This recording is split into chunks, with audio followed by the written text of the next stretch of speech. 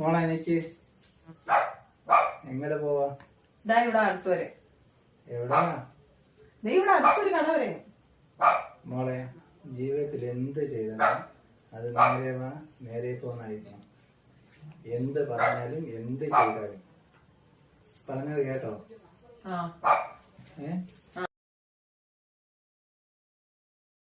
എന്താ വണ്ടി എവിടെ? അതെ, അച്ഛനല്ലേ പറഞ്ഞു നേരെ വാണോ, എപ്പോഴും നേരെ വാ നേരെ പോന്ന്. ഞാൻ നോക്കിയപ്പോ 2 വഴി ഉണ്ടായിരുന്നു, നേരെ ഉണ്ടായിരുന്നു. ഞാൻ നേരെ തന്നെ പോയി. പക്ഷെ നേരെ ചെന്നപ്പോ ഒരു മതിലിൽ ചെന്നിടിച്ച്.